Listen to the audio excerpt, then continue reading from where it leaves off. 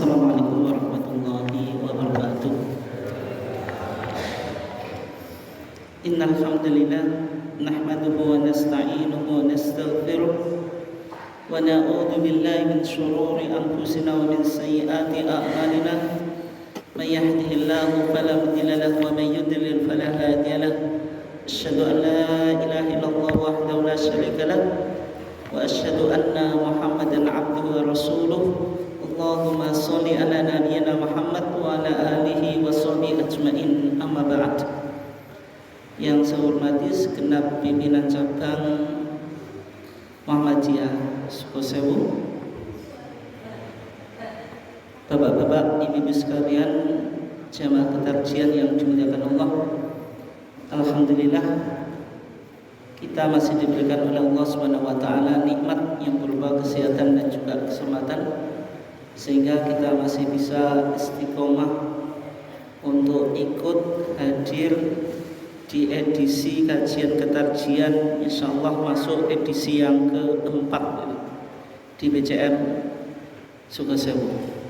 Salawat dan salam semoga senantiasa terlimpahkan kepada Nabi Muhammad SAW, keluarganya, sahabatnya, dan orang yang mengikuti sunnahnya sampai hari kiamat. Bapak dan ibu sekalian dimuliakan Allah, insyaallah kita masih mengkaji tentang tuntunan sholat menurut tarjih Muhammadiyah. Di 3 edisi yang lalu, edisi pertama itu kita membahas tentang wawasan ketarjihan. Edisi kedua dan ketiga kita mengkaji tentang perbedaan dan persamaan atau persamaan dulu dan perbedaan antara Muhammadiyah dengan Hasan Persis, Syekh Nasruddin Albani, dan Madzhab Syafi'i dalam topik tuntunan sholat. Kita sudah bahas ya. Ternyata ada kadang-kadang ada perbedaan, kadang-kadang ada persamaan.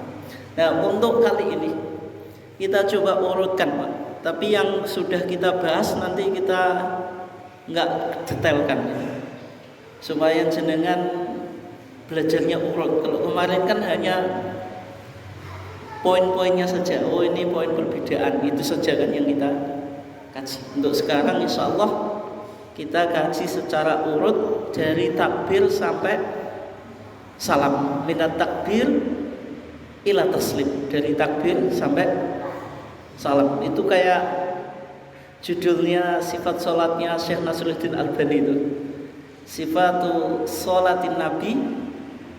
Terus apa? Ka'annaka taroh, seakan-akan mau melihat Nabi. Minat takbir ila taslim, dari takbir sampai salam.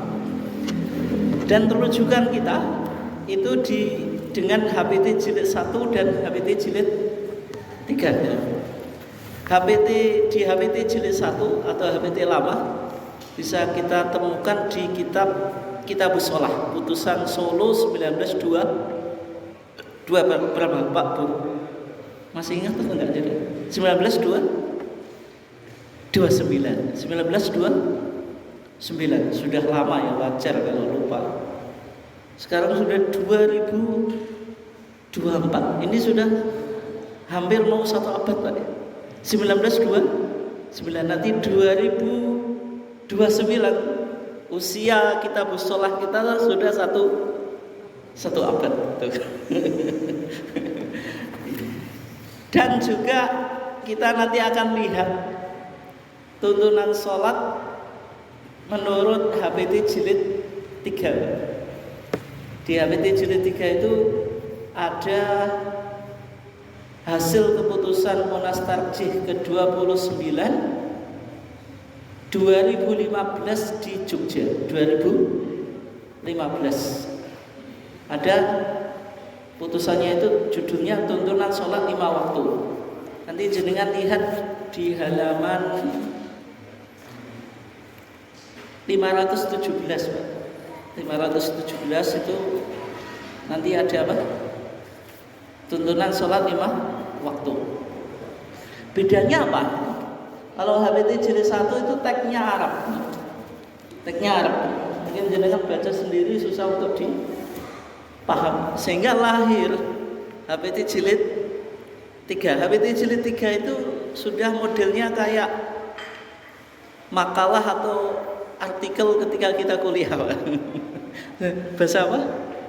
Bahasa Indonesia. Mudah untuk dipahami. Dan kenapa kok pembahasan tentang sholat itu kan diulang, Pak? Sudah ada putusan 1929, diulang lagi 2015. Karena putusan 1929 HPT jilid 1 itu susah untuk dipahami, sehingga dikaji ulang. Dan juga ada pembahasan-pembahasan yang belum dibahas di HPT jilid 1. Sehingga kalau jenengan baca HPT jilid 3 ini kayak syarahnya, kayak syarah.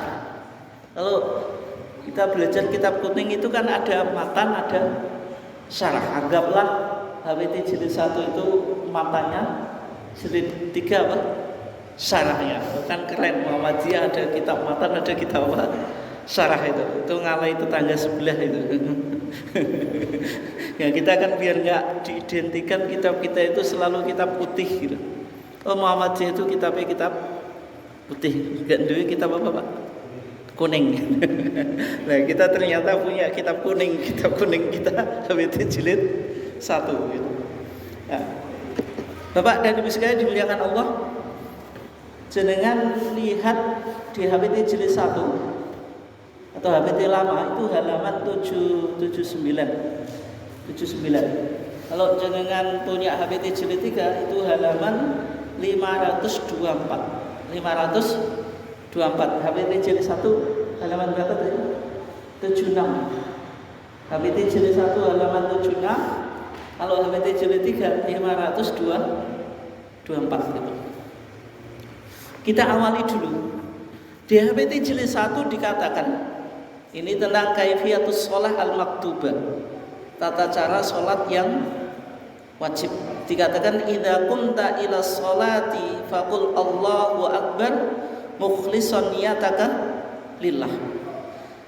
Idza kunta, apabila engkau mau, atau idza kunta idza tatkalane kunta ngersakake sapa sira ila sholati marang salat faqul mongko ngucapono sapa sira Allahu akbar mukhlishon khali ngikhlasake niataka ing niat ira lillahi krana Allah.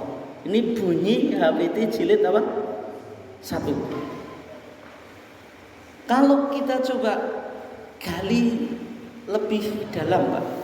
Gali apa? Lebih dalam.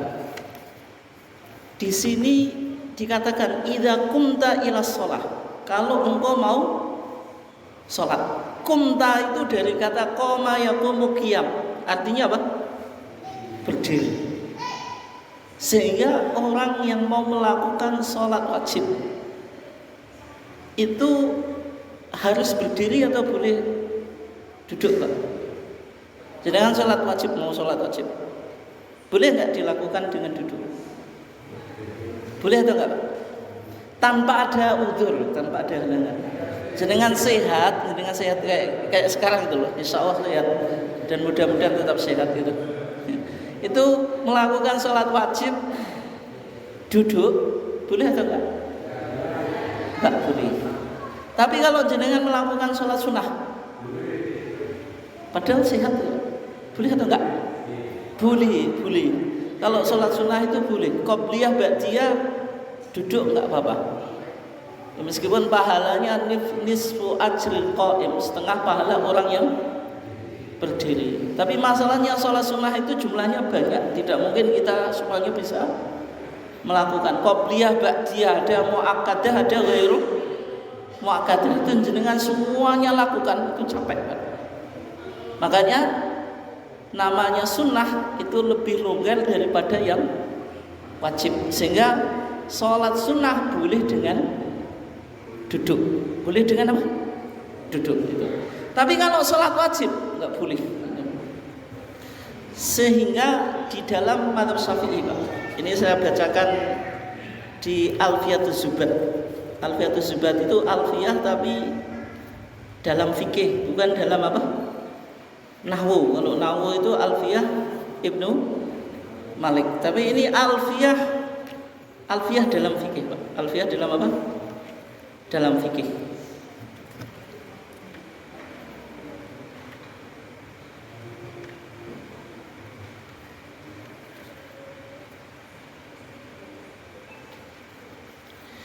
Di dalam Zubat dijelaskan rukun sholat dalam mazhab Syafi'i itu berapa, Pak?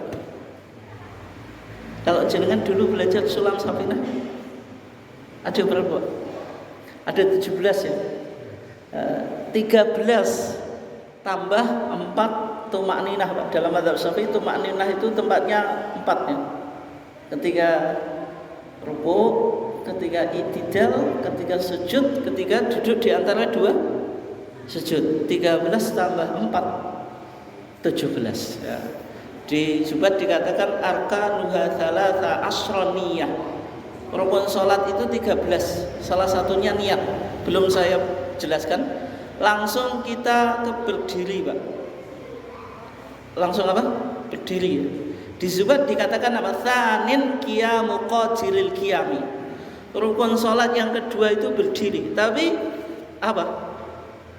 Qiyamu qadiril qiyami, berdirinya orang yang mampu berdiri. Sehingga dalam sholat wajib, sholat yang wajib berdiri itu yang pertama, sholatnya harus wajib. Yang kedua, orangnya itu al-qudrah alal qiyam, mampu untuk berdiri. Kalau enggak, ya berarti boleh sholat dengan duduk, boleh juga dengan berbaring. Sebagaimana hadis siapa, Pak?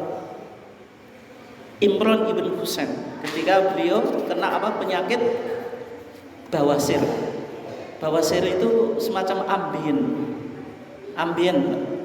Rasulullah mengatakan sholli qa'iman, suruh sholat apa?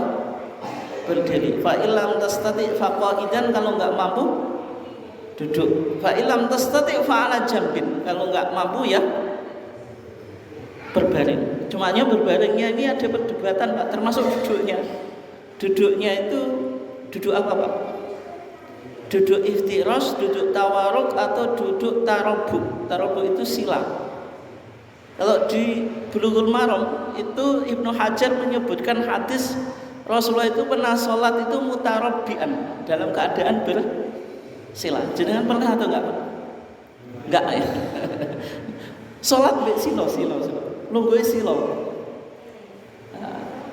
Itu enggak ada penjelasan di hadis Imran ibn Husain itu fasholli qa'idan fa illam tastati fa qa'idan. Berarti yang penting duduk, sehingga duduknya boleh iftiras, boleh tawaruk, boleh juga mutarabbian dalam keadaan sila. Meskipun duduk sila itu tidak ada dalam duduk sholat bagi orang yang normal, Pak. Enggak ada tau.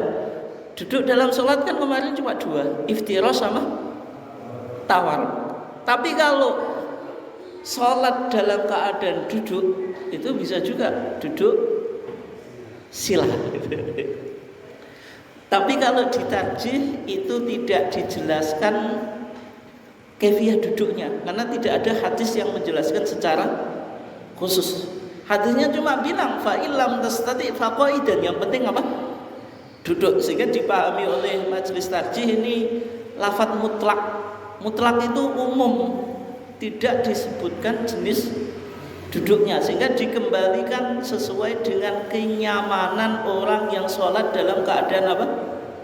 Duduk. Kira-kira nyamannya duduknya bagaimana? Oke, itu tentang berdiri. Tentang apa? Berdiri. Jadi berdiri itu wajib apa? Dilakukan. Idza qumta ila sholat. Qumta itu kan qoma yaqumu qiyaman.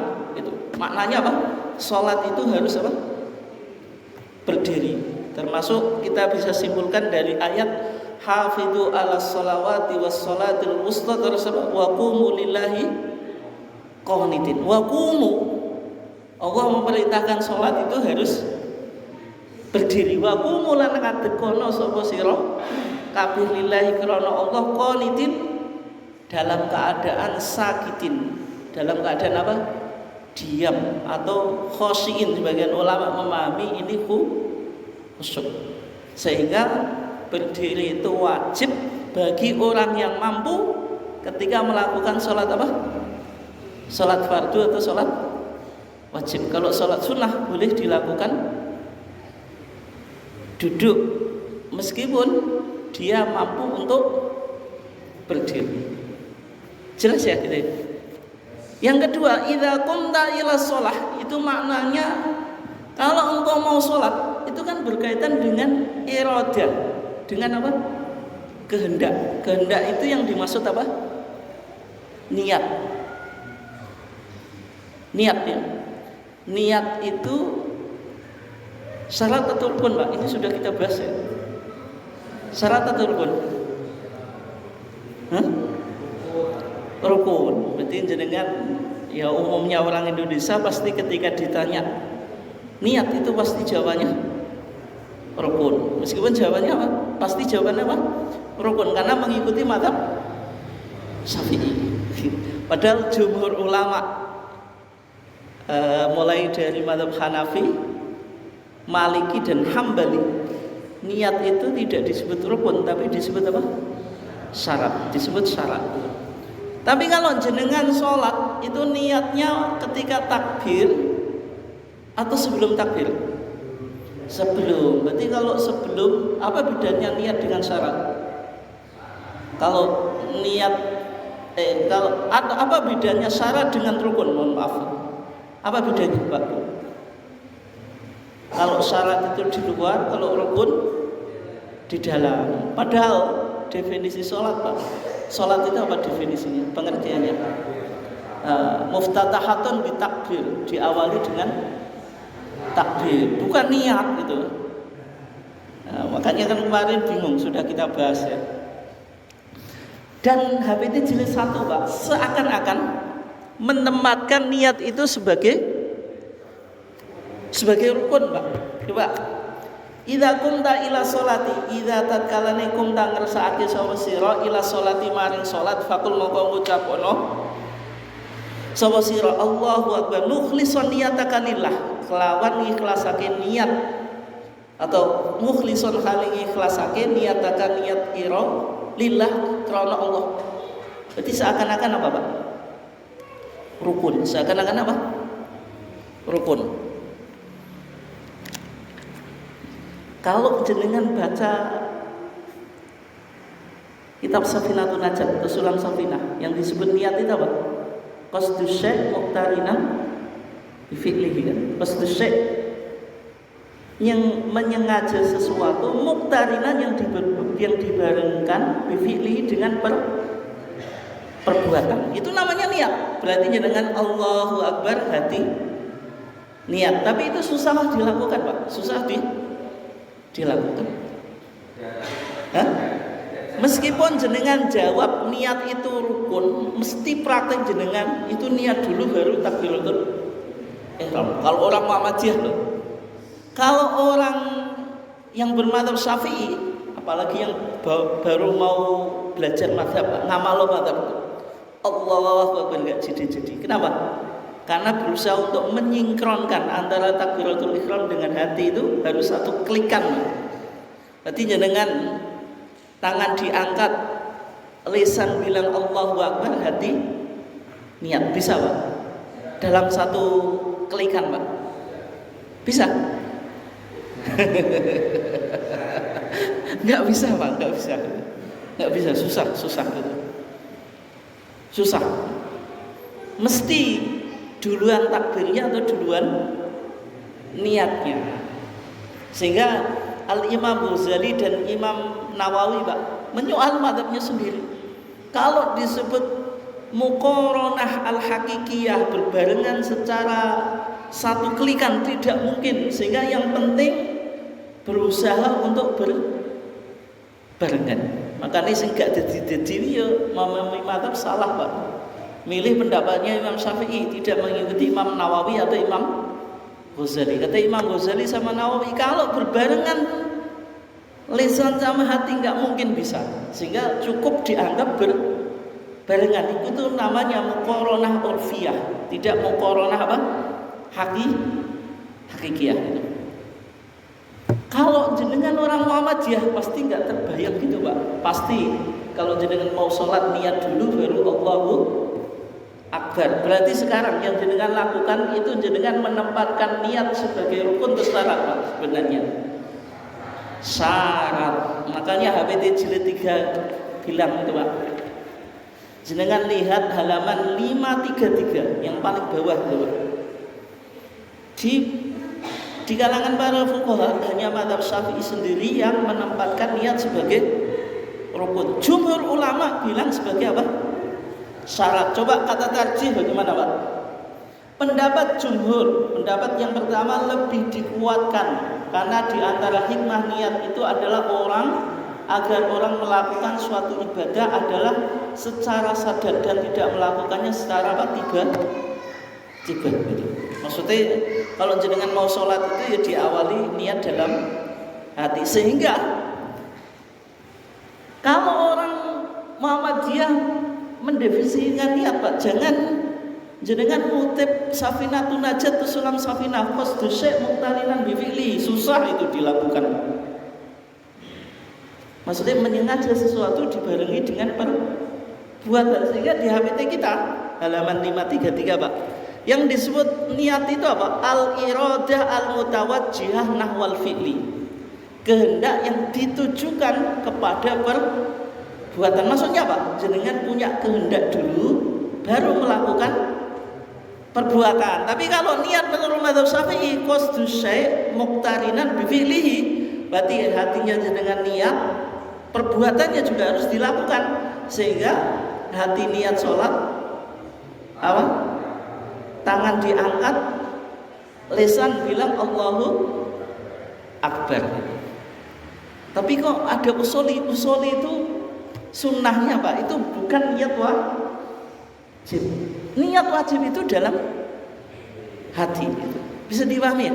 Nah, itu tentang niat. Dan kalau di Muhammadiyah niat tidak ditalafutkan. Tidak apa? Ditalafutkan. Ya termasuk jenengan niat sampai detail itu.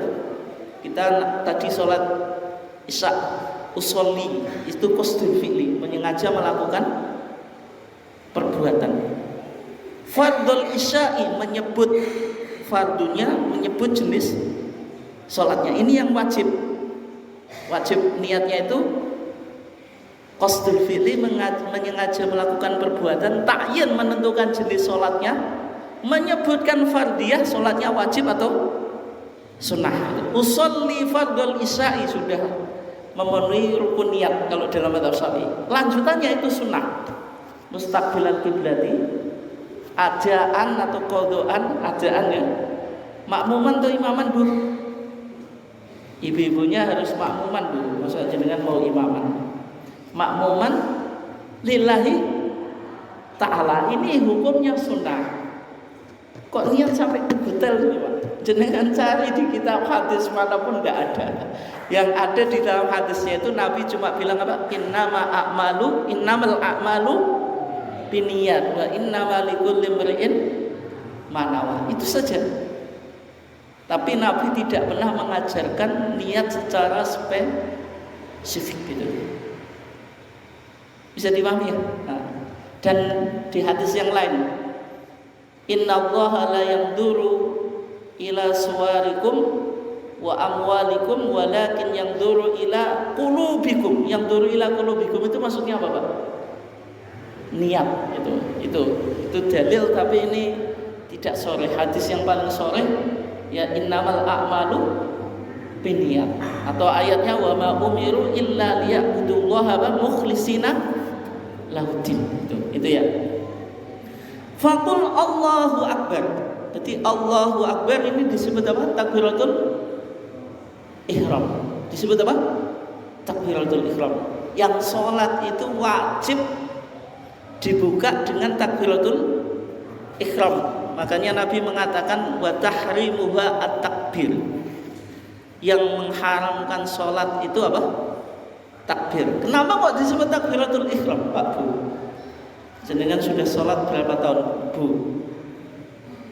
Kenapa kok disebut takbiratul ihram? Lah itu takbiratul ihram itu dari kata ahrama yuhrimu ihraman. Artinya apa? Takbir yang mengharamkan. Apa yang diharamkan? Ya semua perkataan atau perbuatan yang tidak ada hubungannya dengan sholat. Nah kan niat itu hati. Ya. Berarti kalau jenengan sudah Allahu Akbar, nggak boleh melakukan perbuatan, perkataan yang tidak ada hubungannya dengan sholat. Makanya takbirnya disebut apa? Takbiratul ihram. Jelas ya? Ini hukumnya wajib. Hukumnya apa? Wajib. Tapi selain takbiratul ihram ada takbir intikal atau takbir nakli. Kalau jenengan umumnya sebut apa, Pak? Takbir intikal. Intikal itu apa? Takbir yang kita ucapkan sebagai apa, Pak? Sebagai penanda dari satu gerakan ke gerakan berikutnya, atau takbir yang kita ucapkan dari satu gerakan ke gerakan yang berikutnya. Takbir intikal itu di 4 tempat, Pak. 4 tempat, Bu, takbir intikal. Coba jenengan hitung. Sekali-kali kita ngitung takbir intikal daripada ngitung uang. Sudah biasa kita ngitung uang tiap hari, Pak. Takbir intikal yang pertama ketika apa? Tinggal rukuk, terus itidal, bukan tasbih, Pak. Sami Allahu liman hamidah. Apa? Sujud, duduk di antara dua sujud, dan seterusnya. Kalau kita ringkas, Pak, takbir intikal itu pasti posisi kita. Yang pertama, kalau nggak berdiri, ya duduk. Lawannya berdiri apa? Duduk. Yang kedua, kalau enggak raf'un atau raf'in, bangkit, ya khafdin, yaitu turun. Lawannya bangkit, turun. Lawannya berdiri, duduk. Berarti di 4 tempat itu. Pasti di setiap sholat kita. Kalau kita baca takbir intikal, kalau enggak berdiri ya duduk. Kalau enggak bangkit ya turun. Itu ya kesimpulannya. Jelas ini? Tapi yang wajib itu hanya takbiratul ihram. Ketika kita buka sholat, bolehkah mengganti takbiratul ihram itu dengan lafaz yang lain, Pak? Misalnya Allahu Akbar kita ganti Allahu A'zam, boleh atau enggak? Allahu Akram, boleh atau enggak, Pak? Enggak boleh, Pak. Kalau Allahnya kita ganti walillahil asmaul husna fad'uhu biha, Ar-Rahman Ar-Rahim, Al-Malik Al-Qudus As-Salam. Allahnya kita ganti, Pak, Ar-Rahmanu Akbar, Ar-Rahimu Akbar, boleh atau enggak? Kan Asmaul Husna namanya siapa, Pak? Namanya Allah, walillahil asmaul husna fad'uhu apa? Biha, suruh buat doa. Boleh atau enggak? Jawabannya tetap nggak boleh. Kenapa? Karena Nabi dalam hadisnya ketika mengajari sholat apa? Idza qumta ila sholati fakabbir. Dan Nabi mengatakan apa? Shollu kama ra'aitumuni usolli. Tapi menurut mazhab Abu Hanifah, takbir itu tidak harus Allahu Akbar. Boleh diganti dengan nama-nama Asmaul Husna, yang penting menunjukkan kemuliaan Allah. Tapi itu nggak usah dipraktekkan, Pak. Nggak usah ya. Nanti besok takbirnya tidak Allahu Akbar tapi Ar-Rahmanu atau Ar-Rahimu Akbar. Itu jamaahnya langsung kabur. Imam madzhab punah gitu. Besok kalau dipraktekkan langsung buyar aja, Pak ya. Nah, nanti kalau habis ngaji dipraktekkan Ar-Rahmanu Akbar, langsung jamaahnya apa? Biar saja. Ya. Kalau mazhab Syafi'i membolehkan Allahul Akbar pakai alif lam. Itu boleh kata mazhab Syafi'i. Tapi kita nggak usah pakai alif lam lah. Karena di hadis-hadisnya dikatakan Allahu Akbar. Itu tidak pakai alif lam. Allahul Akbar. Itu boleh kalau dalam mazhab apa? Syafi'i, tidak harus pakai nakiroh. Kalau Allahu Akbaru, akbar itu kan nakiroh itu Pak, nggak ada alif lam. Kalau dimakrifatkan ditambah alif lam, Allahul Akbar itu boleh. Tapi kalau dalam pandangan tarjih ya tadi fakul Allahu Akbar berarti dalam keadaan apa? Nakiroh, bukan makrifah gitu. Oke. Terus sekarang rafi'an yadaika khatwa mankibaika muhadiyan bi ibhamaika udhunaika. Rafi'an hale ngangkat yadaika ing tangan loro ira khatwa mankibaika sejajar dengan apa?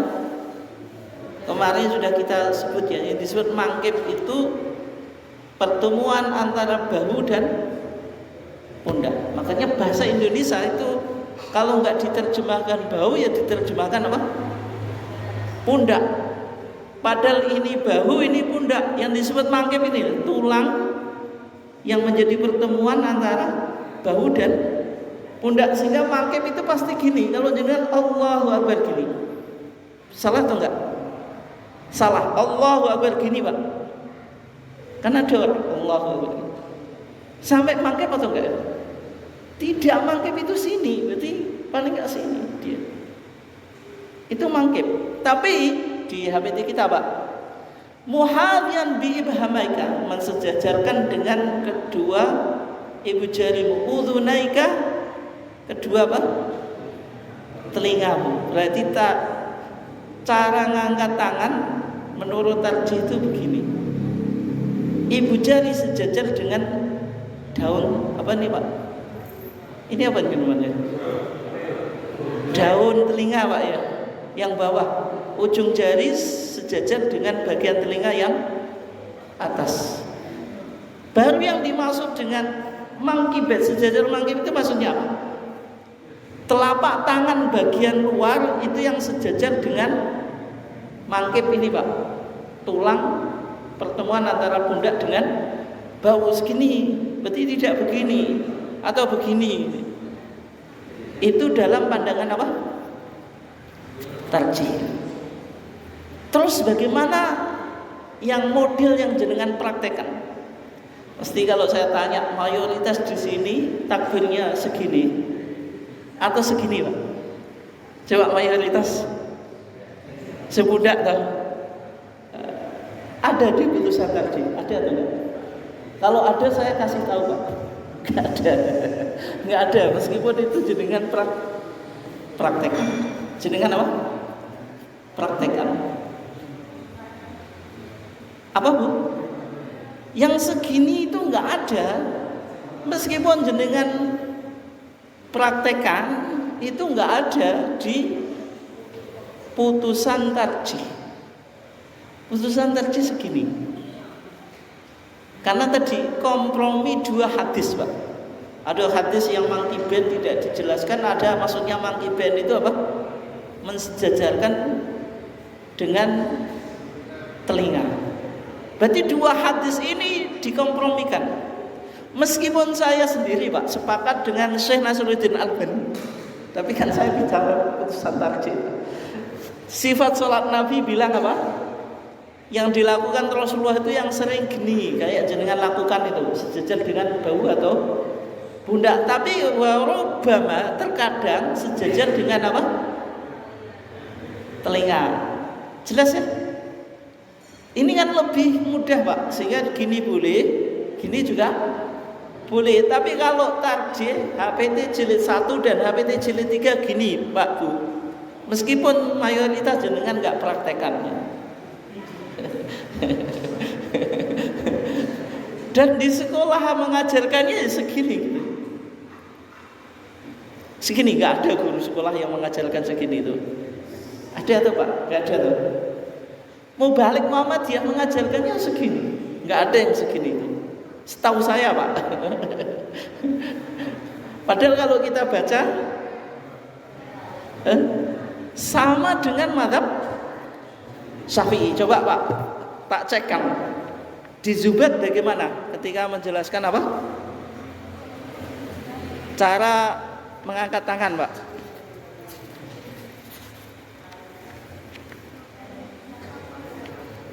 Ini ya.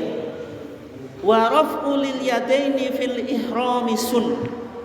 Mengangkat kedua tangan ketika takbiratul ihram itu sun. Hukumnya wajib atau sunnah Pak? Bu. Nggak angkat tangannya, ngangkat tangannya. Wajib atau sunnah Pak Bu?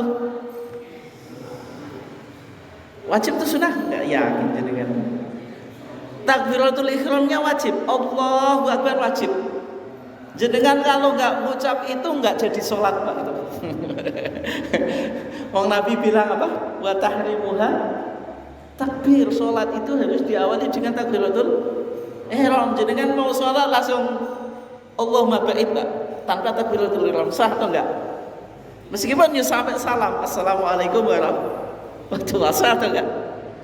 Enggak sah, enggak sah ya. Tapi ngangkat tangannya wajib itu sunnah. Sunnah Pak, mengangkat tangannya apa? Sunnah. Ngangkat tangan itu kesunahnya di berapa tempat? Di berapa tempat Pak? Di 4 tempat. Ketika takbiratul ihram 1, ketika mau rukuk 2, ketika bangkit dari rukuk untuk i'tidal, meskipun yang dibaca tidak takbir tapi apa? Tasmi' sami Allahu liman hamidah. 4, ketika apa Pak? Indal qiyam minat tasyahud al-awwal, ketika berdiri dari tasyahud awal. Mazhab Syafi'i juga gitu Pak. Jangan kalau enggak percaya baca di Sulam Safinah, itu umum kitab yang jenengan tahu. Tapi kalau Zubat, Fathul Mu'in itu enggak semua orang tahu Pak. Tapi di masyarakat yang bangkit dari tasyahud awal ini rata-rata enggak dipraktekkan. Padahal mereka mazhabnya apa? Syafi'i. Menurut mazhab Syafi'i, bangkit dari tasyahud awal yang angkat tangan, itu ya. Terus saya lanjutkan Pak. Bihaitsu ibhamu hida syahmil udhun, yang mana posisi ibu jari itu sejajar dengan telinga. Berarti sama dengan Muhammadiyah atau enggak? Sama, ini mazhab Syafi'i Pak. Maksufatan itu ini dibuka, enggak boleh dengan Allahu Akbar gini, ngepal. Boleh atau enggak? Enggak boleh. Maksufatan. Wa farikil asabi'a. Terus ini tidak dikempalkan gini, tapi direnggangkan sedikit. Tapi kalau gini juga enggak boleh. Allahu Akbar gini. Direnggangkan tapi enggak gini. Allahu Akbar gini kan. Terus dihadapkan ke kiblat. Banyak orang yang takbirnya salah itu gini Pak, Allahu Akbar ini. Ini kan berarti tidak menghadap kiblat. Apalagi untuk mengukur akurasi itu ibu jarinya Allahu Akbar ditilkan. Itu enggak ada contohnya ya. Terus sekarang Pak, antara takbiratul ihram dengan bacaannya atau takbiratul ihram Allahu Akbar dengan mengangkat tangan, itu mana yang didahulukan Pak? Atau berbarengan? Allahu Akbar gini atau ngangkat tangan dulu baru Allahu Akbar, atau Allahu Akbar baru ngangkat tangan Pak?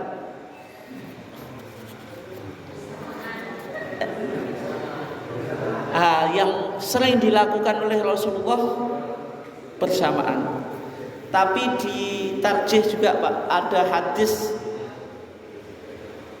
Abdul Jabbar ibn Wa'il dari bapaknya, itu Rasulullah itu kalau sholat dia ngangkat tangannya dulu baru Allahu Akbar boleh.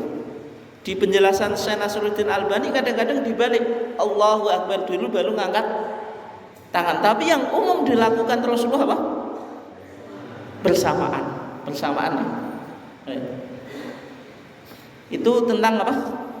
Tata cara ngangkat tangan. Terus sekarang Pak, setelah itu ditafsir kita, thumma dha' yadakal yumna ala dhuhri kaffikal yusra ala sadri. Kemudian letakkanlah tanganmu yang kanan di atas punggung telapak tanganmu yang kiri ala sadri. Apa Pak? Di atas dada gitu. Ini berarti bicara tentang apa Pak? Sedekap. Cara sedekap bagaimana? Tangan kanan diletakkan di atas apa Pak? Punggung telapak kiri. Tapi maksudnya ada yang gini boleh, ada yang karena ada hadisnya itu rusgun Pak. Rusgun itu pergelangan. Yang dipegang ini juga boleh digenggamkan, boleh al-wad'u. Al-qabdu itu maksudnya menggenggam. Kalau al-wad'u ditempelkan Pak. Boleh digenggam gini, boleh ditempel. Terus ala sodrik, itu hadis Wa'il bin Hujr ya. Ala sodrik itu dalam pemahaman tarjih itu maksudnya fauqa surah, di atas pusar, di bawah dada, mendekati dada, tapi tidak di dada Pak. Kalau di dada itu jenengan nggak nyaman gitu ya. Terlalu apa Pak? Karena ada orang yang sholat segini kan sekarang. Kalau jenengan taruh di atas pusar, di bawah dada itu mesti aliran darah pun normal Pak ya. Tapi kalau gini itu kan kayak ketekan ya. Ya kayak ketika Rasulullah mengajarkan untuk rukuk itu kan tidak proporsional, tidak jungkir mengisor atau dangak mendur kan itu. Lah sedekap juga semacam itu Pak. Sedekap semacam itu ya. Itu di penjelasan tarjih semacam itu. Berarti di sini pandangan tarjih sama dengan mazhab Syafi'i Pak. Tapi kalau jenengan pernah di luar negeri atau di Timur Tengah Pak, orang yang bermadzhab Maliki, bermadzhab Zaidi, bermadzhab Ibadi itu kalau sholat nggak sedekap, dia tangannya lurus ke bawah. Kalau jenengan pernah umrah, pernah haji, orang yang hitam-hitam kalau sholat itu kan nggak sedekap. Tapi kalau di Indonesia tidak menjadi politik identitas. Ya. Tapi kalau kita kaji di hadisnya, ini kan hadisnya banyak itu menunjukkan yang dilakukan Rasulullah ya sedekap. Terus berikutnya membaca doa iftitah. Doa iftitah itu dibaca siron atau jahran? Siron Pak, siron. Nah, cumaknya di HPT kita itu doa iftitahnya tidak hanya Allahumma ba'id. Meskipun sebagian orang Muhammadiyah sangat fanatik terhadap Allahumma ba'id. Pokoknya enggak Allahumma ba'id juga Muhammadiyah. Di HPT jilid 1 1929 itu doa iftitahnya sudah dua Pak. Yang pertama Allahumma ba'id, karena itu muttafaqun alaih, disepakati sama Imam Al-Bukhari dan Imam Muslim dari hadis Abu Hurairah. Hadis Abu Hurairah riwayat Al-Imam Bukhari dan Imam Muslim ini tingkatan hadis yang paling tinggi. Wajah tu itu juga disebutkan Pak.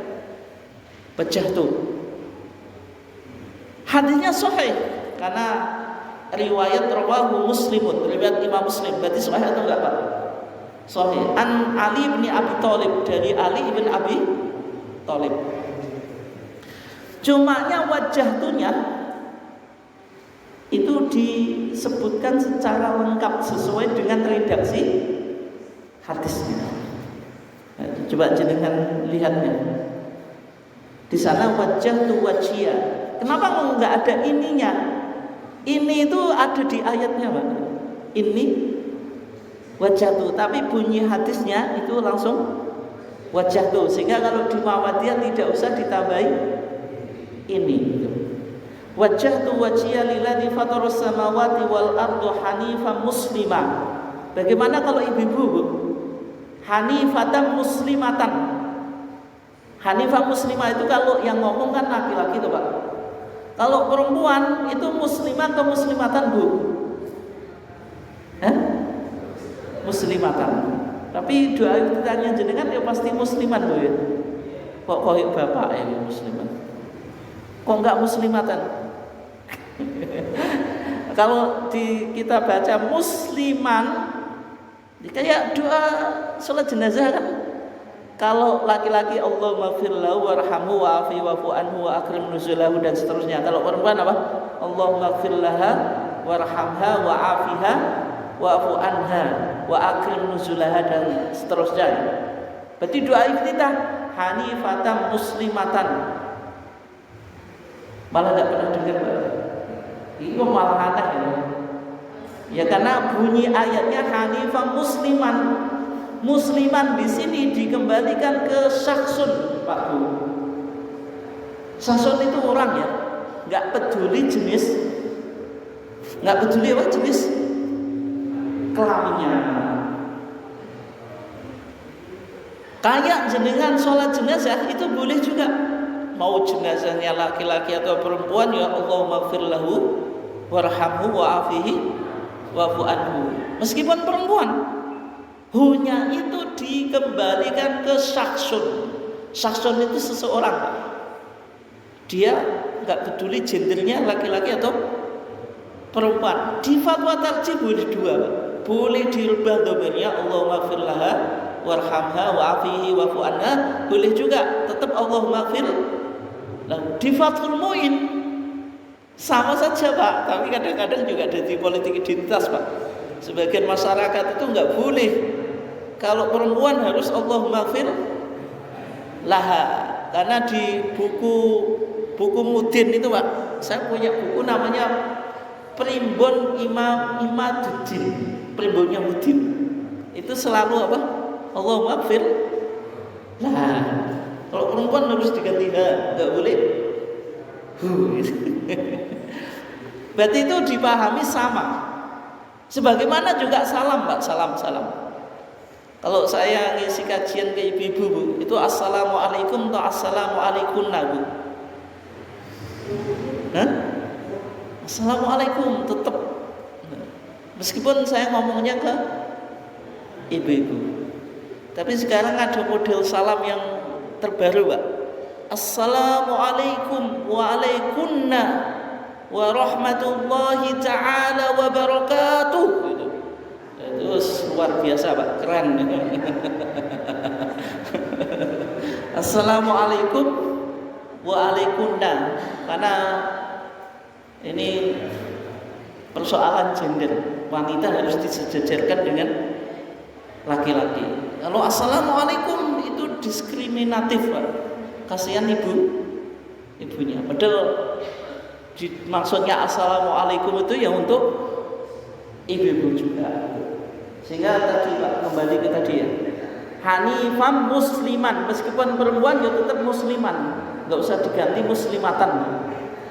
Wa ma ana minal musyrikin, inna sholati wa nusuki wa mahyaya wa mamati lillahi rabbil alamin la syarika lahu wa bidzalika umirtu wa ana awwalul muslimin, sesuai dengan ayat.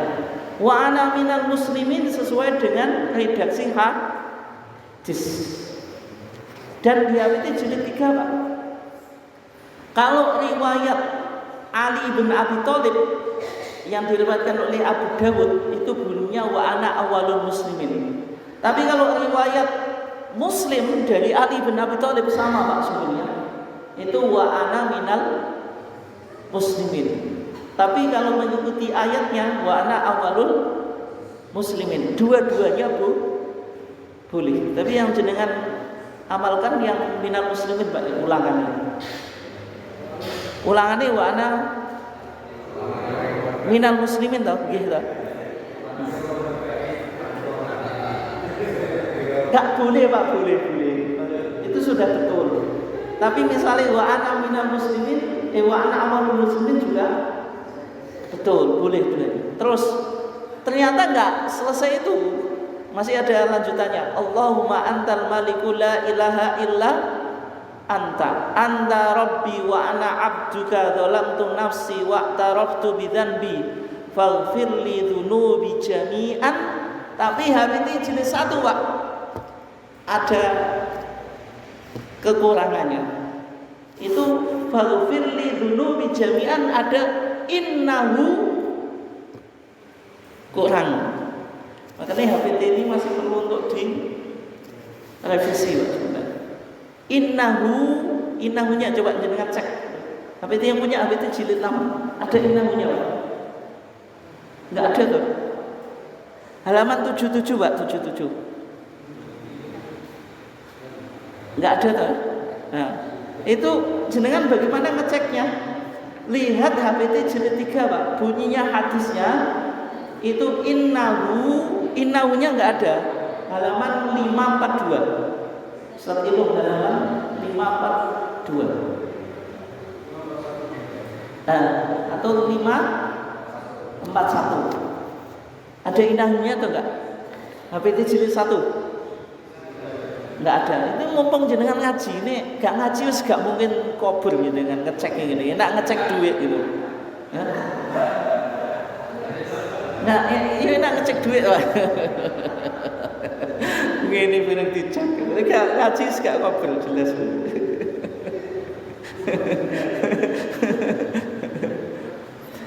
Innahu la yaghfiru dzunuba illa anta wahdini li ahsanil akhlaq la yahdi li ahsaniha illa anta wasrif anni sayyi'aha la yasrifu anni sayyi'aha illa anta labbaika wa sa'daik wal khairu kullu fi yadaik wasyarru laysa ilaik ana bika wa ilaik tabarakta wa ta'alait astaghfiruka wa atubu ilaik. Ada yang hafal?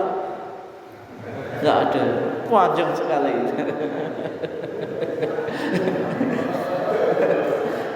Jawan ya.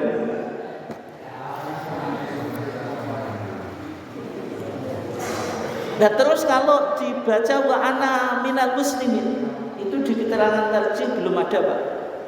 Tapi ya mudah-mudahan tidak apa-apa. Mudah-mudahan.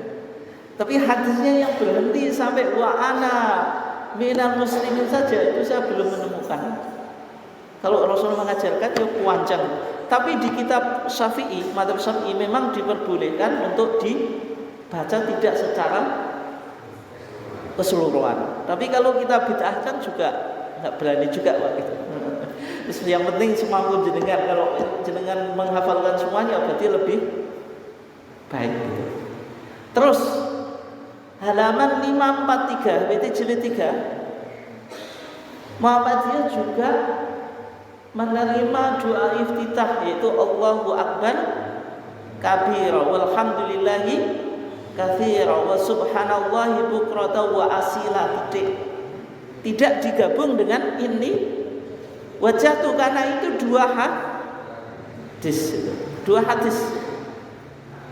Berarti diamalkan sendiri-sendiri. Kenapa? Ya karena contohnya Rasulullah mengajarkan banyak doa diamalkan secara sendiri-sendiri, tidak digabung. Itu ya.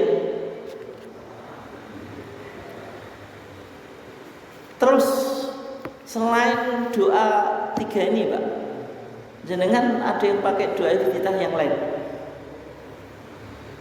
Ada yang baca bukunya Ahsan Pak, pengajaran sholat Ahsan, doa iftitahnya apa? Enggak, doa iftitahnya yang disebutkan di pengajaran sholat Ahsan. Subhanakallahumma wa bihamdika tabarakasmuka wa ta'ala jadduka wa la ilaha ghairuk. Ini populer apa betul Pak? malah nggak populer. Padahal itu ada di bukunya Hasan. Hasan ketika menyebut doa iftitah itu Pak. Itu hadisnya sahih riwayat Imam Tirmidzi.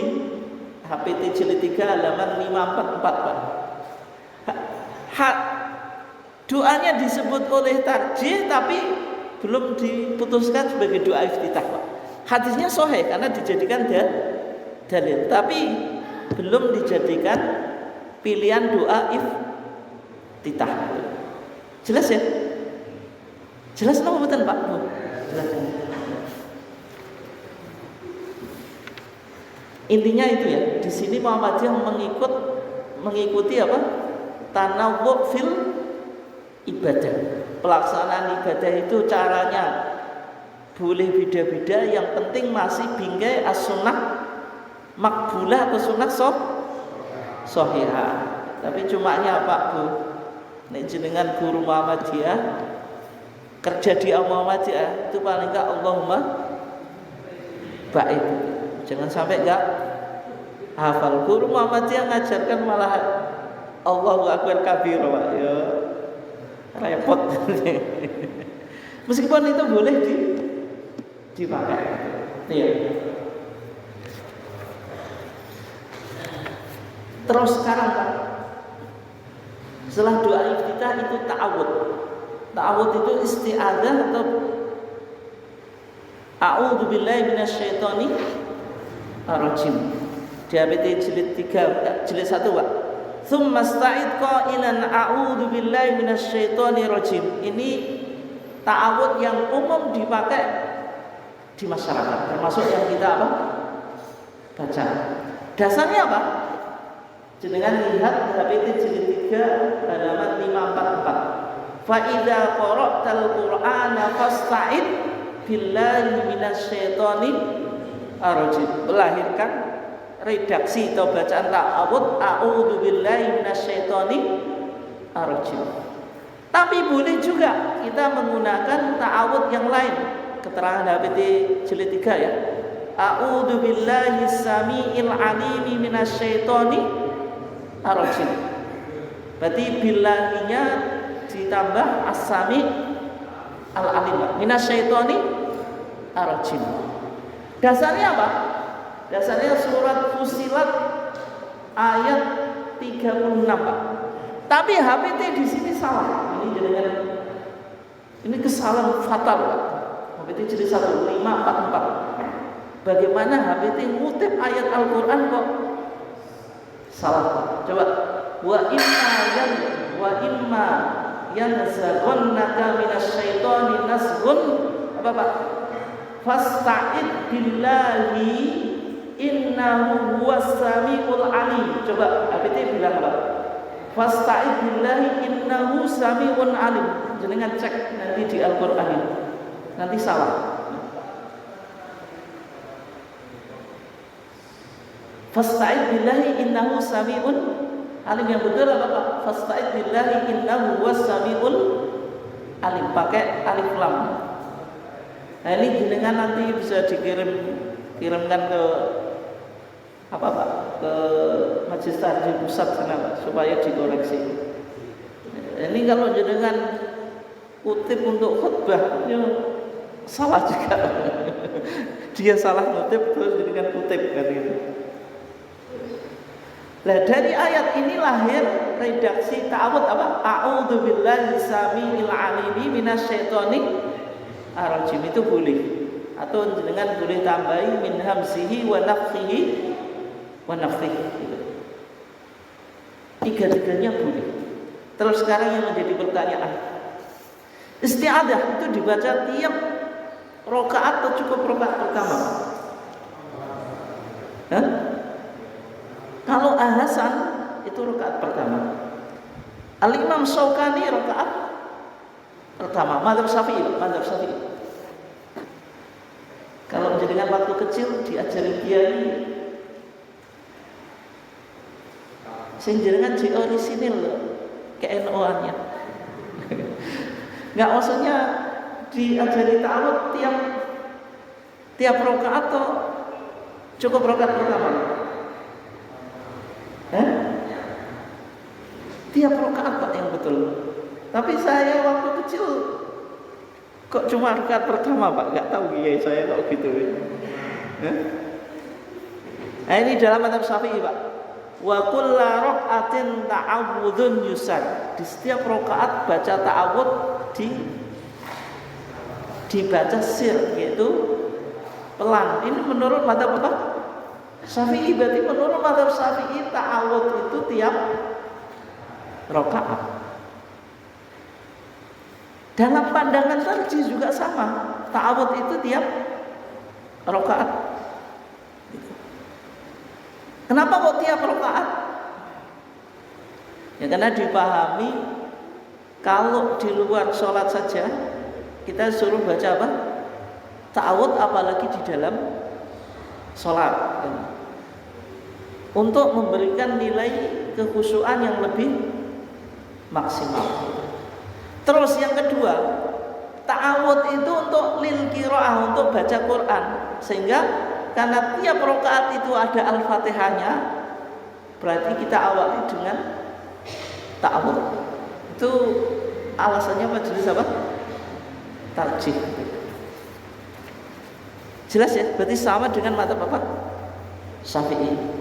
Terus tsumma qra'il basmalah, kemudian bacalah bismillah. Meskipun ini Pak HPT jilid 1. Ya Haji Marzuki Mustamar Pak bilang orang Muhammadiyah itu kalau sholat nggak baca bismillah itu hoax Pak, dusta itu.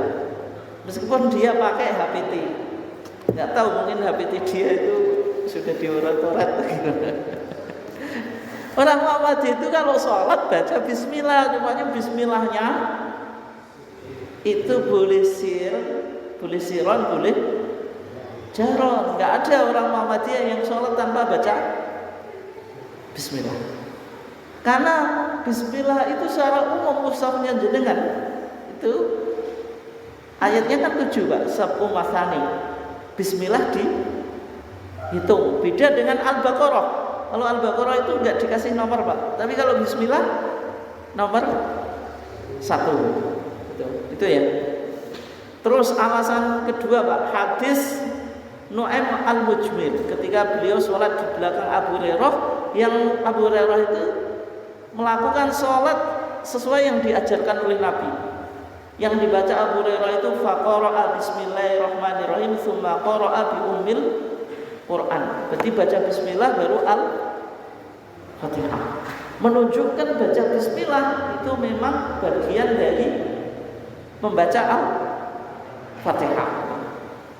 Jadi kalau Muhammadiyah sama dengan mazhab Maliki tidak, karena mazhab Maliki itu agak aneh kalau bismillah. Dianggap bismillah dalam sholat wajib Pak itu hukumnya makruh. Jadi kalau jenengan sholat wajib membaca bismillah itu jadi makruh. Tapi kalau sholat sunnah itu tidak makruh. Makruh itu apa? Baik dilakukan atau tidak? Baik untuk ditinggalkan. Itu menurut mazhab apa? Maliki. Tapi tarjih itu tidak sama dengan mazhab Maliki. Bismillah tetap bagian Al-Fatihah, cuma-nya boleh dibaca dengan siron. Dengan apa? Siron itu pelan. Di HPT jilid 3, Muhammadiyah di sini menganut tanammu fil ibadah. Bismillah itu boleh siron, boleh jalan. Ini kadang-kadang juga mengagetkan warga Muhammadiyah. Padahal politik identitas bertahun-tahun sampai sekarang nggak ada kan masjid Muhammadiyah yang berani bismillahnya jalan, nggak ada.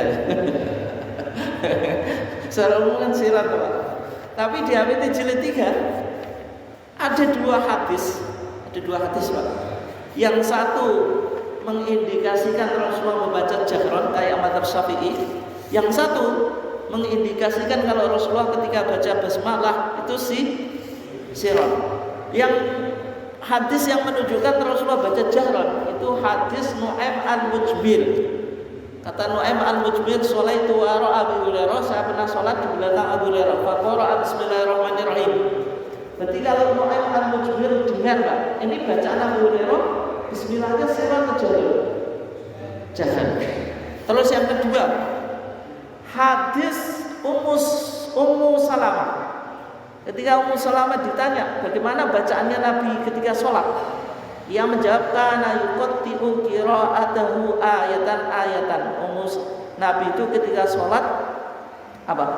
Memotong Al-Fatihahnya itu satu ayat. Maksudnya tidak diwasolkan atau disambung. Berarti ya Alhamdulillahirabbil alamin berhenti. Ar-Rahmanir-Rahim berhenti. Maliki yaumiddin berhenti. Tidak satu nafas. Kalau kayak tarawih itu Pak ya. Tarawih 7 menit itu Al-Fatihah satu nafas. 23 digesek 7 menit. Itu kalau nggak satu nafas nggak bisa itu. Di hadis Ummu Salamah itu ayatan dimulai Bismillahirrahmanirrahim, berarti dibaca jahar. Tapi di hadis Aisyah, ketika Aisyah menjelaskan sholatnya Nabi, itu kana yastaftihu sholata bitakbir. Sholatnya Nabi itu diawali dengan takbir. Wal qira'ata bilhamdulillahirabbil alamin. Berarti tidak baca bismillah secara sirron. Hadis Anas, kata Anas, sholaitu ma'a Rasulillah wa Abi Bakrin wa Umar wa Utsman. Saya pernah sholat di belakang Nabi, Abu Bakar, Umar dan Utsman. 3 khulafa ar-rasyidin Pak, kecuali Ali. Berarti Anas ibn Malik itu pernah sholat di belakang Rasulullah dan 3 khulafa ar-rasyidin Pak. Kata Anas, walam asma ahadan minhum yaqra'u bismillahirrahmanirrahim. Saya tidak pernah mendengar seorang pun di antara mereka yang baca bismillah. Kalau ada 2 hadis, yang satu menetapkan bismillah itu sirron, kalau yang satu jahron Pak, kita jamak itu diambil dua-duanya Pak, atau ditakdim diambil salah satu. Paham atau enggak Janda? Ada 2 hadis bertentangan, keduanya diamalkan, disinkronkan atau dipertentangkan. Kalau dipertentangkan kan berarti diambil yang dengan anggap paling kuat. Contohnya kalau mazhab Hanafi dan Hambali menguatkan bismillah itu sirron. Makanya di Saudi bismillah tidak jahran. Kenapa? Karena mazhabnya Hambali. Di Indonesia mazhab Syafi'i, yang ikut mazhab Syafi'i Pak, suruh baca bismillah sirron, kiai-kiai itu berani atau enggak Pak? Enggak berani. Nanti tuduh ikut virus Muhammadiyah atau kena virus Muhammadiyah. Berarti kalau mazhab Syafi'i mentarjih, menguatkan yang dibaca jahron. Dalam manhaj tarjih Pak, kalau ada 2 hadis yang sama-sama sahih, at-taufiq atau al-jam'u itu dianjurkan untuk dipilih. Kecuali kalau tidak bisa, baru ditarjih, dipilih yang paling kuat. Sehingga pandangan majelis tarjih, bismillah itu boleh sirron, boleh jahron. Berarti Rasulullah dulu mempraktekannya terkadang sirron, terkadang apa? Jahron. Sebagaimana kesimpulan pengarang kitab Subulus Salam, yaitu Al-Imam As-Sun'ani, wal aqrab ila shawab, yang mendekati kebenaran, kata Imam Syaukani, Rasulullah itu kadang membaca secara jahron, wa taratan yaqra'u sirron, dan terkadang membaca secara sir. Dan pandangan ini Pak, itu menunjukkan lebih lentur. Sehingga kalau jenengan PRM-nya mendrip itu Pak, bismillahnya jahron saja, biar tidak apa? Dicurigai. Tapi kalau yang masjidnya sudah biasa sirron, ya sudah sirron nggak apa-apa. Tapi jenengan nggak boleh menyalahkan ya jahron. Putusan tarjih membolehkan jahron juga gitu ya. Tapi kalau jenengan nanti habis ngaji ini dicoba Pak, padahal jamaahnya nggak pernah ngaji tarjih, dan jenengan malah apa? Dituduh gitu. Kok apik-apik Muhammadiyah kok ngaleh. Dikira kalau Siron itu pandangannya Muhammadiyah, kalau Jaron bukan Muhammadiyah. Itu ya. Terus waqul ba'daha amin. Membaca apa? Amin. Amin itu bukan apa? Bukan ayat Al-Fatihah atau ayat? Bukan. Amin itu bukan bacaan apa? Bukan termasuk ayat Al-Fatihah. Tapi amin disunahkan ketika kita selesai membaca Al-Fatihah, baik di sholat maupun di luar sholat. Tapi amin saja. Dan disunahkan kalau sholat jamaah itu muwafaqah, membarengi aminnya imam. Dalam sholat jamaah Pak, kita wajib mutaba'ah. Mutaba'ah itu apa? Mengikuti imam, karena innama ju'ilal imamu liyu'tamma bih. Imam itu ya dijadikan untuk diikuti. Fa idza kabbara fakabbir. Imam takbir jenengan ikuti takbir. Itu namanya mengikuti. Berarti imamnya takbir dulu baru jenengan takbir. Wa idza raka'a farka'u. Kalau rukuk ya ikuti rukuk. Musabaqah enggak boleh mendahului imam. Muwafaqah berbarengan dengan imam enggak boleh juga. Tapi kecuali amin. Kalau amin kita dianjurkan untuk apa? Muwafaqah berbarengan dengan imam. Kenapa Bu? Katanya Nabi, fa inna man wafaqa ta'minuhu ta'minal malaikah ghufira lahu ma taqaddama min dzanbi. Orang yang aminnya bareng dengan aminnya malaikat itu diampuni dosanya. Tapi bagaimana kita tahu aminnya malaikat? Aminnya malaikat pasti berbarengan dengan imam. Itu kalau sholat jamaah. Tapi sebelum amin ada nggak bacaannya? Kalau di I'anatul Thalibin itu ada bacaan Rabbi firli wali walidayya walisairil muslimin amin. Itu nggak ada hadisnya. Tapi yang Rabbi firli ada hadisnya. Yang wali walidayya walisairil muslimin amin itu yang nggak ada ya. Rabbi firli ada hadis Wa'il bin Hujr riwayat Abu Dawud, tapi hadisnya dhaif. Hadisnya apa? Dhaif, tidak bisa diamalkan. Gimana Pak? Lihat sholatnya. Kalau sholatnya sir ya sir. Kalau sholatnya jahar ya jahar. Termasuk imamnya. Sebagian imam itu diam Pak.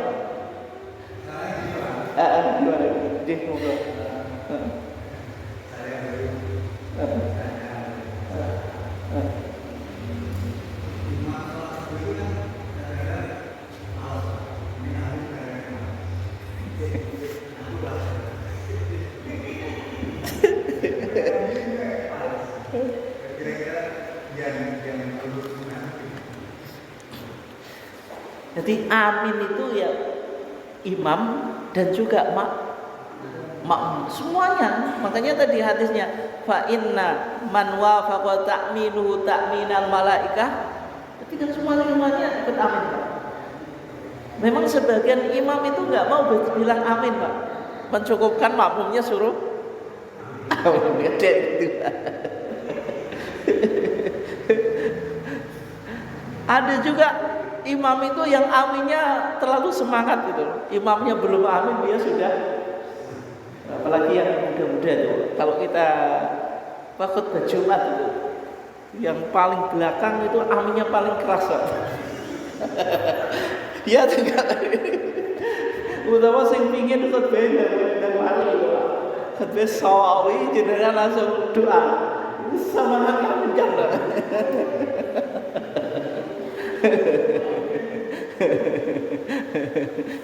Gitu ya.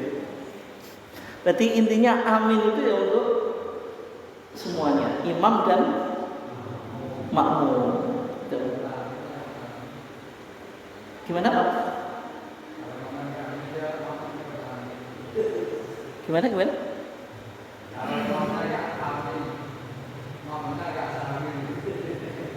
Oh gitu, itu ya politik kemarin itu. Karena nama paslon itu ya.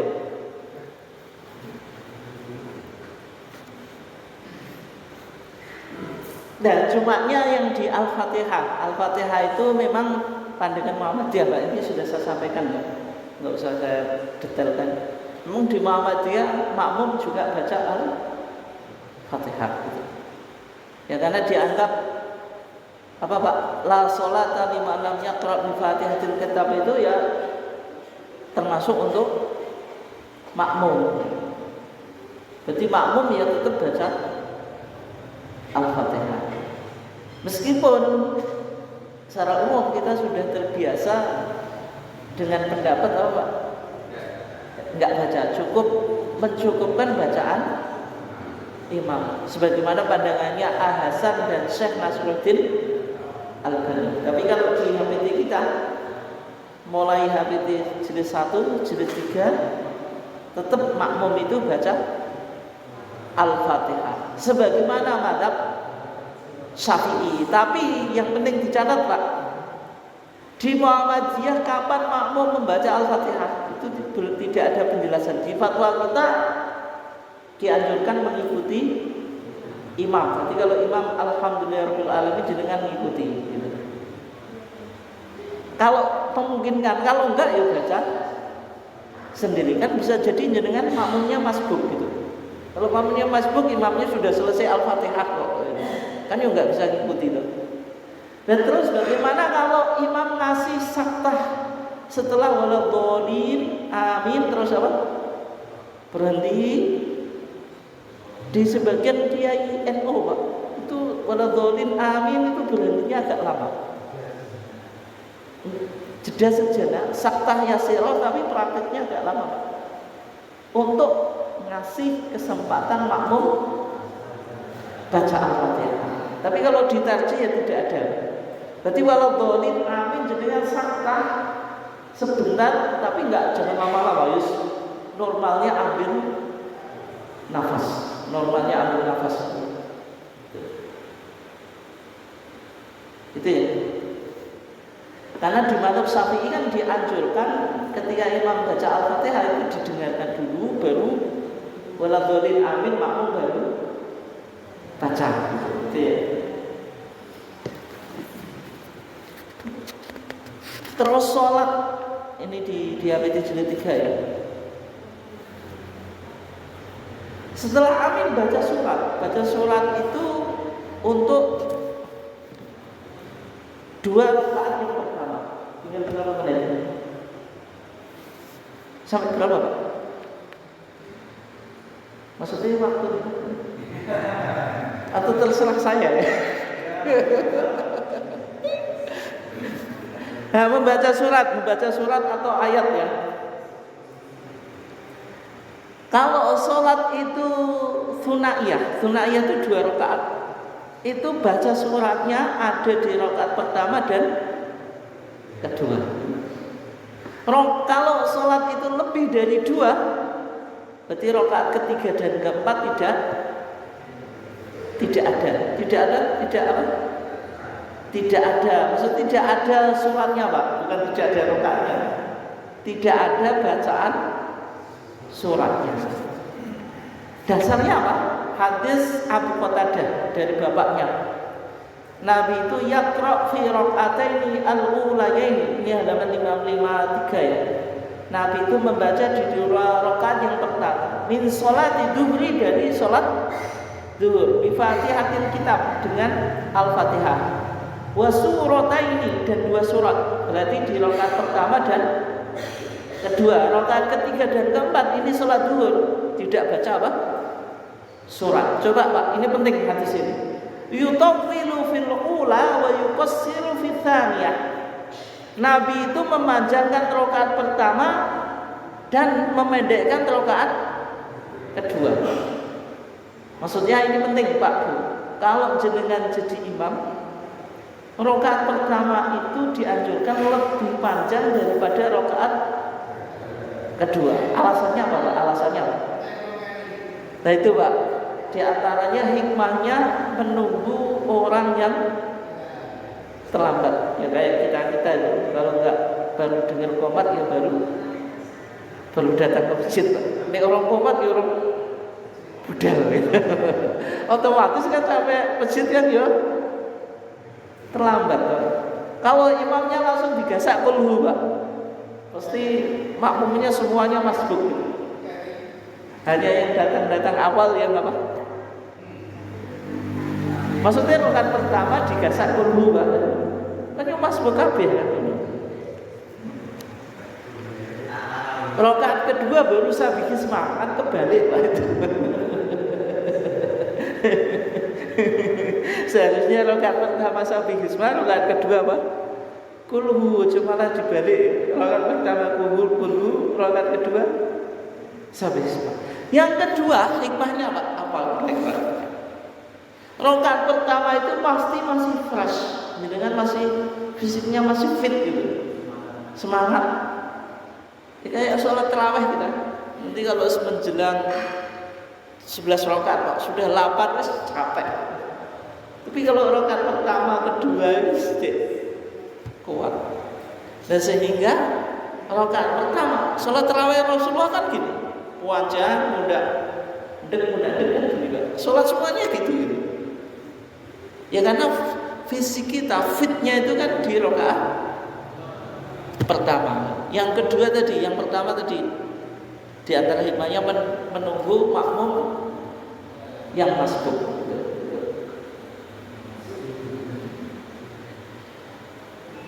Terus wa yusmi'u al-ayata ahyana. Ini sholat zuhur Pak, tapi kok di hadisnya dikatakan Rasulullah kadang-kadang mendengarkan ayat. Padahal sholat zuhur itu sirah atau jahar? Sirah. Tapi kok ahyanan itu kadang-kadang, tapi bisa kita paham juga kadang-kadang bacaannya itu didengar makmum tapi bukan keras. Misalnya kan Bismillahirrahmanirrahim, Alhamdulillahirabbil alamin, kan bisa dengar, nggak harus kayak sholat malam. Maksudnya itu dipahami bahwa yusmi'u al-ayat ahyanan itu kadang-kadang mengeraskan dikit gitu. Bisikan. Wa kana yaqra fil asri bi Fatihatil Kitab wa suratain. Rasulullah membaca dalam salat asar itu Fatihatul Kitab dan 2 surah. Wa kana yutawwilu fil ula. Sama Pak, rakaat pertama dipanjangkan. Wa kana yutawwilu fi rakaatil ula min salatis subhi wa yuqassiru fi tsaniyah. Salat subuh rakaat pertama dipanjangkan juga, yang kedua lebih pendek. Berarti kesimpulannya kalau sholat lebih dari 2 rakaat itu rakaat ketiga dan keempat tidak ada bacaan surat gitu. Tapi kalau sholatnya 2 rakaat berarti dua-duanya ada bacaan apa? Suratnya itu. Terus sekarang Pak, kalau sholat itu siriyah, sholat siriyah itu maksudnya sholat nahariyah, duhur, asar, ini kan sir. Boleh nggak sholat itu dibatin? Ada orang yang sholatnya itu dibatin. Dibatin itu ya nggak ini loh, mulutnya nggak umi-umi gitu. Tidak baca secara lisan Pak, tapi hatinya baca. Boleh atau enggak Pak? Batin sholat. Sholat di batin itu tidak boleh, dan nggak sah Pak.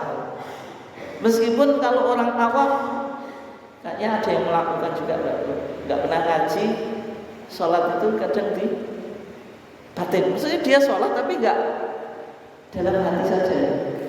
Alasannya Pak, hadis Abi Amar, ketika Abi Amar berkata kepada Khobab ya, akana Rasulullah SAW yaqra'u fi dhuhri wal asri. Apakah Rasulullah itu membaca Al-Fatihah dan surat di sholat zuhur dan asar? Qala na'am, kata Khobab iya. Qulna min aina alimta, Yang namanya Abi Ammar ini ya kritis Pak. Padahal sholat zuhur dan asar itu kan sir. Kok kamu simpulkan Rasulullah baca Al-Fatihah dan surat? Buktinya apa? Enggak didengar. Kata Khobab Pak, bitira bilihyatihi, saya melihat jenggotnya Rasulullah itu goyang atau bergerak Pak, menunjukkan umi gitu. Berarti sholat enggak umi, enggak metu suarane Pak, dibatin ning ati, sah atau enggak? Tidak sah. Sholat di batin tidak apa?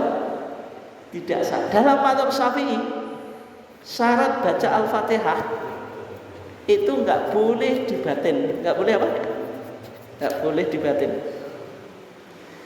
Coba Pak, dikatakan walhamdulillah fi raqatin liman subik bi bismi wal hurufi wasyaddi nutik. Ini mazhab Syafi'i ya. Rukun salat itu baca surah Alhamdu, yaitu Al-Fatihah. La fi raqatin liman subik. Ini penting. Kalau Al-Fatihah itu wajib, bagaimana kalau jenengan masbuk Pak? Masbuk. Orang masbuk itu sempat baca Al-Fatihah atau enggak? Imamnya sudah rukuk, tapi qabla ayyuki masulbahu, sebelum imam mengangkat tulang punggungnya, kan dihitung satu rakaat. Tapi jenengan bisa nggak baca Al-Fatihah? Nggak bisa, padahal baca Al-Fatihah hukumnya wajib. Menurut mazhab Syafi'i makmum wajib, menurut Muhammadiyah makmum wajib baca. Tapi kok dihitung dia nggak sempat baca Al-Fatihah. Nah itu maksudnya itu la fi raqatin liman subik. Baca Al-Fatihah itu wajib kecuali bagi makmum yang tidak punya waktu untuk membaca Al-Fatihah ketika ia masbuk, posisi imam sudah rukuk tapi belum mengangkat tulang punggungnya. Kenapa? Karena dalam hadisnya orang tersebut ya dianggap faqad adraka raq'ah, dia telah mendapatkan satu rakaat. Berarti la sholata liman lam yaqra bi Fatihatil kitab itu masih bisa dikecualikan bagi makmum yang masbuk yang tidak sempat apa? Baca Al-Fatihah. Di fatwa tarjih sama Pak dengan mazhab Syafi'i. Terus bibismi, baca Al-Fatihah itu harus dengan bismillah. Ini mazhab Syafi'i. Wal hurufi, hurufnya itu ada berapa ya? Saya lupa juga. Wasyaddi dengan tasydidnya. Nutik harus diucapkan, tidak boleh dibatin. Diucapkan itu tidak harus keras, tapi yang penting tidak dibatin. Maksudnya diucapkan, didengar dirinya sendiri. Mungkin itu saja, silakan kalau ada yang ditanyakan. Nanti kita lanjutkan ke rukuk dan seterusnya. Intinya kita sudah dari takbir sampai apa? Sampai surat. Nanti berikutnya rukuk. Dan mudah-mudahan satu pertemuan lagi selesai semuanya, biar bisa ke topik yang lain. Ada yang pertanyaan? Nggih, monggo. Nggih, monggo, boten napa-napa.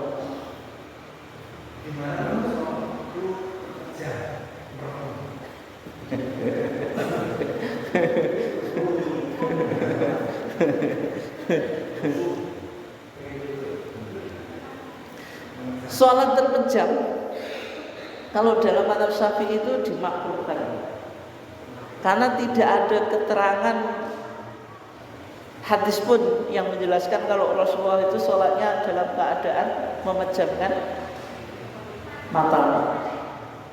Meskipun sebagian orang ada yang memahami kalau memejamkan itu semakin khusyuk kan itu. Tapi dalam sholat, dalam hadis-hadis tentang sholat itu nggak ada penjelasan kalau Nabi sholat itu memejamkan mata. Tapi orang sholat itu suruh menunduk, suruh apa? Menundukkan Pandangan kalau memejamkan pandangan nggak ada Pak. Yang ada perintah menundukkan pandangan. Di antara dalilnya Pak, ayat yang kita baca tadi, hafidhu ala sholawati wa sholatil wusta wa qumu lillahi apa? Qanitin. Wa qumu, dan berdirilah lillahi untuk Allah, qanitin, dalam keadaan khusyuk. Sababun nuzul ayat ini apa Pak? Dulu Nabi itu kalau sholat itu rafa'a basarahu ila sama. Apa? Lihat ke langit. Dulu lucu Pak, sahabat itu dulu kalau sholat itu yang ngerumpi. Sholat ketemu orang asing itu diajak apa? Ngobrol dalam sholat, ditegur. Kalau sholat itu nggak boleh bicara. Maksudnya turun wahyu kalau sholat itu nggak boleh bicara. Kalau bicara batal. Nabi dulu sholat itu ya gini-gini Pak. Melihat apa? Lihat langit gitu. Turun alladzina hum fi sholatihim khashi'un. Qad aflahal mu'minun alladzina hum fi sholatihim khashi'un. Orang yang khusyuk itu apa? Matanya gak jelalatan. Kalau jenengan sholat matanya jelalatan, itu alamat tidak khusyuk. Mau ngadep dhuwur, enek ngarepe tulisannya iki apa? Kaosnya kaos paslon. Paslon pertama atau kedua bupati gitu. Oh ini kaosnya hadiah dari Semen Gresik. Tanpa macam-macam. Merek sarungnya apa? Itu jelas gak khusyuk. Nah, makanya turun ayat tadi alladzina hum fi sholatihim khashi'un, yang dilakukan Nabi apa? Fataqta'a ra'suhu. Nabi menundukkan apa?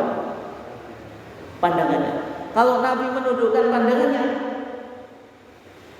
berarti matanya masih melihat atau masih. Di hadis ini tidak dijelaskan. Terus Allah merintahkan maka pejamkanlah mata. Yang ada suruh menundukkan ke tempat sujud. Nah, makanya nek dalam ada Syafi'i ya. Di sana dikatakan apa Pak?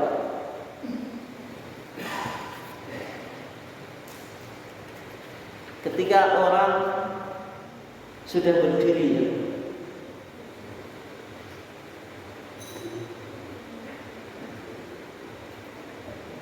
itu dikatakan mahalla sujudi asfala mahallin, itu menundukkan apa? Pandangannya ke tempat sujudnya. Asfala sadrin nadhiran mahalla sujudi wajjahtu wajhiyal qibla. Nadhiran mahalla sujudi, dia melihat tempat sujudnya. Itu untuk memunculkan kekhusyuan. Jadi kesimpulannya memejamkan mata itu enggak ada hadis yang menjelaskan. Justru dalam prakteknya bisa kita simpulkan kalau praktek sholat Nabi melihat tempat sujud. Yang lainnya ada. Kalau itu lain. Ya mau. Kalau itu maka betul nggak boleh ya. Kalau yang lagi sama anaknya hidung, itu gimana? Ada tuh dua anaknya ada nangis. Itu di Bulughul Maram Pak. Ada hadis, beberapa hadis ya, termasuk di Fiqh Sunnah. Di Tarjih juga ada ditanya jawab. Nabi bawa cucunya. Ketika Nabi sujud itu sama Hasan Husain itu naik ke punggungnya. Dan jenengan kalau punya anak kecil itu jenengan sujud itu dibuat jalan-jalanan sama anaknya. Tapi kalau jenengan misalnya langsung nggak pegang ini Pak, langsung cah kok gak didugul, kan nanti kan jatuh anaknya. Nah yang dilakukan Rasulullah Pak, di posisi entah dipegang apa, itu kan bergerak untuk kemas lahan, itu boleh. Dan menggendong anaknya juga boleh. Tapi kalau misalnya jenengan bisa gantian Pak, ada bapak, ada ibu, yuk gantian sih ngomong anak, itu lebih khusyuk Pak, meskipun tidak membatalkan. Tapi kalau jenengan sholat bawa anak, itu kekhusyuannya berkurang, meskipun itu boleh. Makanya kalau ada suami istri kok yang ibunya ada di rumah atau bapaknya ada di rumah, dua-duanya ada, itu ya gantian gendong. Tapi ini ketika nggak ada ya tetap sholat meskipun bawa anak, nggak membatalkan sholat. Dan di fikih sunnah itu ada hadis yang menarik, Pak. Ketika Rasulullah mau masuk rumah, itu Aisyah lagi sholat. Rasulullah ketuk-ketuk pintu gitu. Aisyah itu sholat sambil apa, Pak? Membukakan pintu. Itu untuk kemaslahatan boleh, tapi yang perlu dicatat, Pak, rumahnya Aisyah yang ditempati Rasulullah itu, rumahnya Rasulullah yang ditempati Aisyah itu, yang dekat Masjid Nabawi itu besar atau enggak? Atau kecil? Kecil. Ketika membukakan pintu itu hanya membutuhkan beberapa langkah. Tapi ini jenengan, Bu, Pak, dari kamar sholat ke pintu itu berapa meter itu?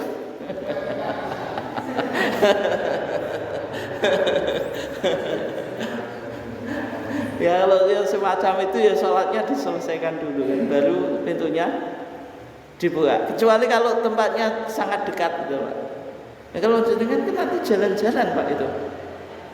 Tapi kalau Rasulullah kan kayak jenengan sholat di kamar, cerita Rasulullah sama Aisyah tadi.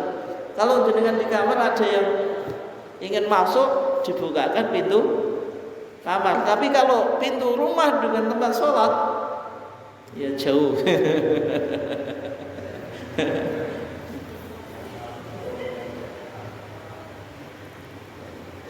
Itu ada hadis secara khusus. Tapi kalau dalam madzhab Syafi'i, Pak, bergerak salatu khutuwatin mutawaliyah, 3 gerak yang berturut-turut itu membatalkan apa? Salat. Yang lainnya satu lagi, Pak, 3. Jangan betah ya sampai jam 10, Pak. Tentang aktivitas. Nggih, monggo. Yang baca itu kebanyakan dilaksanakan waktu pada waktu sholat sunnah. Tapi yang Muhammadiyah itu di waktu sholat ini. Ya. Itu yang penjelasan itu, Pak, itu disebutkan oleh Imam Syaukani. Oleh Imam apa? Syaukani. Yang wajah itu finnafli, dalam sholat sunnah. Dalam apa? Sholat sunnah. Kemungkinan kesalahan Imam Syaukani itu ketika melihat kitab Sahih Bukhari, Pak. Tadi kan wajah itu riwayat siapa, Pak? Ali bin Abi Thalib. Perawinya siapa, Pak? Rawahu Muslimun an Ali bin Abi Thalib. Riwayat Imam Muslim dari Abi Thalib. Di Sahih Bukhari, jangan yang punya cek gitu. Itu di sana dikatakan yang satu wajah itu untuk umum, yang berikutnya itu untuk sholat sunnah gitu.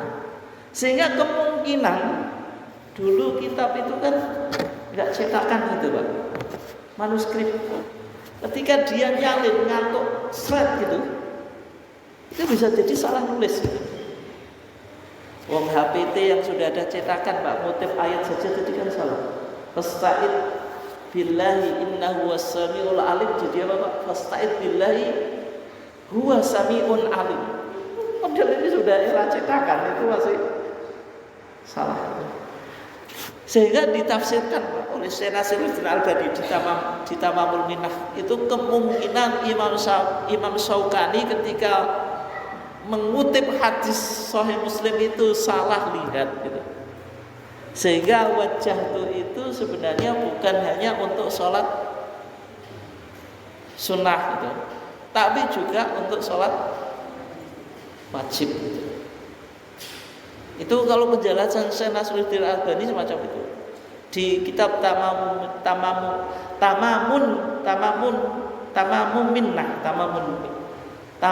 Minnah itu takrik komentarnya fikih sunnah Syekh Sadiq itu dijelaskan semacam itu. Sehingga kalau kita lihat di hadis yang dikutip tarjih ini Pak, ini kan enggak dijelaskan. Coba An Ali bin Abi Thalib kana Rasulullah SAW idza qama ila sholati kabbara tsumma qala wajjahtu wajhiya sampai terusnya. Enggak ada penjelasan salat sunnah, ada atau enggak Pak? Ini riwayat Abu Dawud dari Ali bin Abi Thalib. Hadis yang kedua masih hadis Ali bin Abi Thalib, tapi rawahu Muslim, riwayat Imam Muslim. Coba annahu kana idza qama ila shalah qala wajjahtu. Enggak ada keterangan kalau ini dilakukan di salat sunnah, enggak ada. Itu jawabannya itu. Kalau ada kan mesti muncul, enggak muncul itu. Cukup ya? Cukup Pak? Pas jam 10 kurang seperempat. Ngaji di sini paling betah ya. Yang lainnya jam 9 terus mulai kabeh. Mungkin itu saja, kurang lebihnya mohon maaf. Wassalamualaikum warahmatullahi wabarakatuh.